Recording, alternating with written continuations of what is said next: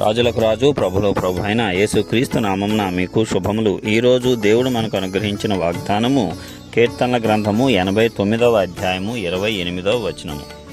నా కృప నిత్యము అతనికి తోడుగా ఉండజేసేదను, నా నిబంధన అతనితో స్థిరముగా ఉండును. ప్రియులారా, ఈ వాక్య ధ్యానాన్ని మనం పరిశీలించినట్లయితే దేవుడు భక్తుడైనటువంటి దావీదుతో చేసినటువంటి వాగ్దానము, ఆయన కృపను ఎల్లప్పుడూ కూడా తోడుగా అతనికి ఉంచుతాను అని చెప్పాడు. అలాగే ఆయన చేసినటువంటి నిబంధనను అతని పక్షంగా స్థిరపరుస్తాను అని చెప్పాడు. మరి మనము కూడా దేవుని యొక్క కృపను పొందుకోవాలి, ఆయనతోటి శాశ్వతమైనటువంటి నిబంధన కలిగి ఉండాలి. అంటే మనము కూడా దేవుని యొక్క హృదయానుసారులుగా ఉండాలి.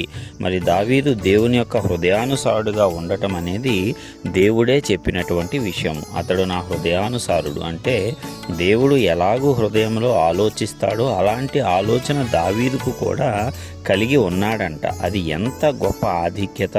అది కేవలము దేవునితో ఉన్నటువంటి నిత్యమైనటువంటి సహవాసం వల్ల మాత్రమే సాధ్యమవుతుంది తప్పిస్తే మనము ఏదో అప్పుడప్పుడు కష్టములు వచ్చినప్పుడు దేవునికి ప్రార్థన చేసి సుఖముగా ఉన్నప్పుడు దేవుణ్ణి విడిచిపెట్టినట్లయితే ఆ రీతిగా మన యొక్క హృదయం అనేది దేవునితో ఏకీభవించదు. అయితే దావీదు యొక్క హృదయము దేవుని యొక్క హృదయంతో ఏకీభవించేలాగున అతడు అనుదినము కూడా దేవునితో సహవాసాన్ని చేసినట్లుగా మనము గమనించవచ్చు.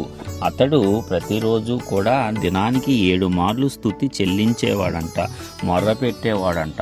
ఏ సమయమని చూడకుండా అతనికి జ్ఞాపకం వచ్చినప్పుడల్లా కూడా దేవుని యొక్క సహవాసాన్నే కోరుకునేవాడు. అందునిమిత్తమే అతడు గొప్పగా దీవించబడ్డాడు. భూరాజులందరిలో కూడా అతని వంటి రాజులెవరూ లేకుండా దేవుడు చేశాడు. అతని శత్రువులందరి మీద కూడా విజయాన్ని దేవుడు అనుగ్రహించాడు. తన జీవిత కాలంలో ఏ ఒక్క యుద్ధంలో కూడా దావీదు ఓడిపోలేదు. తను చేసినటువంటి తప్పులు పాపములను బట్టి కొంతకాలము రాజ్యానికి ఎడమగా ఉన్నాడు. కానీ ఆ సమయంలో కూడా దేవుణ్ణి విడిచిపెట్టకుండా దేవుని సన్నిధానములోనే అతను మొర్రపెట్టుచు, నాకు రాజ్యం తీసివేసినా సరే నీ యొక్క పరిశుద్ధాత్మ నా యొద్ద నుంచి తీసివేయకు, కనీసం నీ మందిరం యొక్క ద్వారమునొద్దనైనా ఉండటానికి నాకు అవకాశము ఇవ్వు అని తనను తాను తగ్గించుకొని దీన మనస్సు కలిగిన వాడే దేవుణ్ణి ప్రార్థించటము మనం చూస్తున్నాము. అందునిమిత్తమే కదా దేవుడు అతని యొక్క గొప్ప హృదయాన్ని హెచ్చించాడు.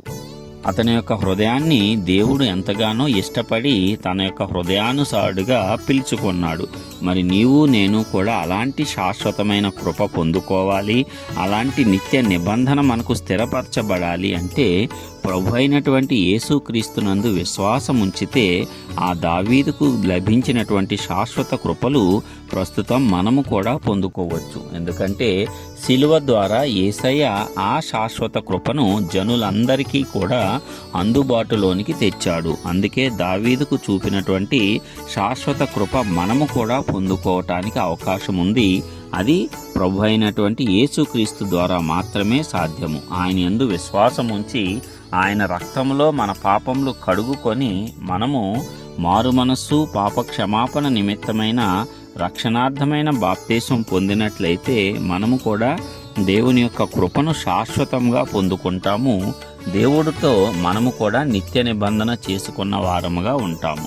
అప్పుడు మన యొక్క వాగ్దానములు కూడా దేవుడు మన జీవితంలో నెరవేర్చి విజయవంతంగా మన జీవితాలను కూడా ముగిస్తాడు.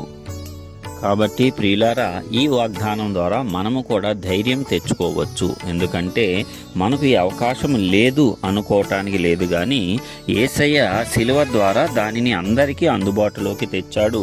నీవు నేను కూడా శాశ్వతమైనటువంటి కృపలు దేవుని యొద్ద నుంచి ప్రస్తుతం పొందుకోవచ్చు. ఆయన యొక్క నిబంధన మనతో కూడా స్థిరపరచుకోవచ్చు. ఎల్లప్పుడూ కూడా మనము దేవుని యొక్క బిడ్డలుగా పిలువబడవచ్చు. మరింత గొప్ప ధన్యత దేవుడు యేసుక్రీస్తును అంగీకరించిన వారందరికీ కూడా ఉచితంగా ఇచ్చాడు.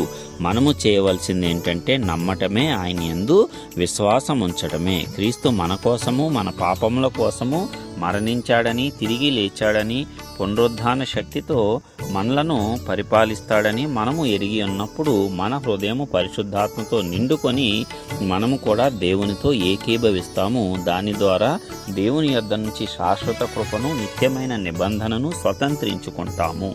ఈ రీతిగా మనమందరము కూడా గొప్ప కృపను పొందుకొని గొప్ప స్వాస్థ్యముతో ఈ లోకంలో విజయవంతంగా జీవించటానికి పరిశుద్ధాత్మ దేవుడు మనందరికీ సహాయం చేయాలని నజరేయుడైన యేసు పరిశుద్ధ నామమున అందరి పక్షమున విజ్ఞాపనం చేయుచున్నాను.